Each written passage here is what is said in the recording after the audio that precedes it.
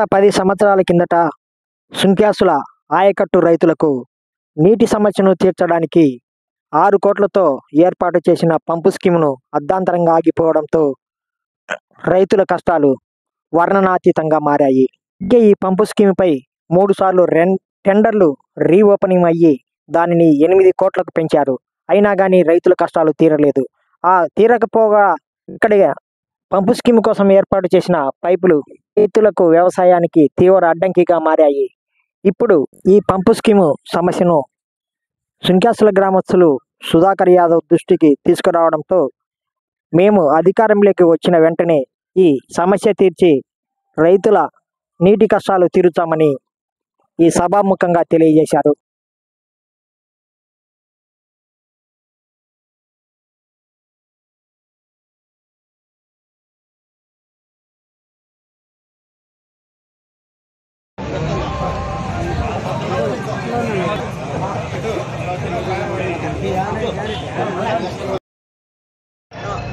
Steps చేసిరా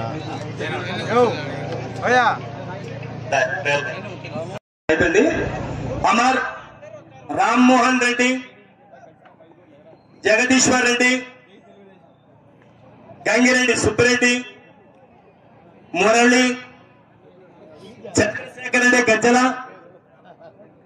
Chennareddy, Lakshmi Reddy, DJ Krishna Reddy, DR Venkatasai Reddy సాధారణంగా తెలుగుదేశం పార్టీలోకి ఆహ్వానించడం జరుగుతుంది.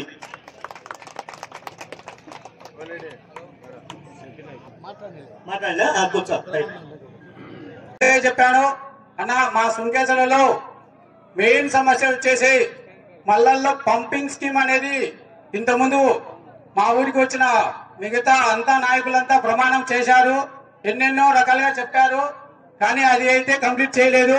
ఇప్పుడు నేను వచ్చే దావలో కూడా సుధాకర్ యాదవ్ అన్న గారికి చూపించాను. ఆ మల్లల్లో పంట పొలాలు వేసుకునే దానికి కూడా ఇబ్బందిగా ఉంది, అలా తోలి పెట్టారు పైపులన్నీ. ఆ సమస్యను మీరు ఖచ్చితంగా తీర్చవలసిందిగా నేను సుధాకర్ అన్న గారికి మరీ చెప్పాను. అది తీర్చే వెంటనే సుంకేశ్వర్లో మీరు చరిత్రలో నిలిచిపోతారని ఆయన కూడా చెప్పాను. అలాగే యువత కూడా ఆలోచించాలి. అంటే ఎవరు అధికారం వాళ్ళ చేతిలో ఉంది, ఎవరు చెప్పే పలికే పరిస్థితి లేదు. ఖచ్చితంగా ఇంత ముందు కూడా పాస్కర్ చేరినప్పుడు అదే పాయింట్ అడిగారు. ఈరోజు కృష్ణ చైతన్య చేరినప్పుడు నాకు ముఖ్యంగా అది కావాలని చెప్పి పట్టుబట్టి అడిగితే ఇది శాశ్వతమైన పని, ఎందుకంటే ప్రజలకు పనికి వచ్చే పని.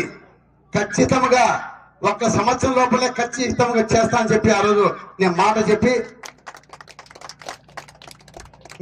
చెప్పి ఇక్కడ దేవస్థానం ఆధీనంలోనే ఆంజనేయ స్వామి ఆధీనంలో మీకు మాట చెప్తున్నా. ఖచ్చితంగా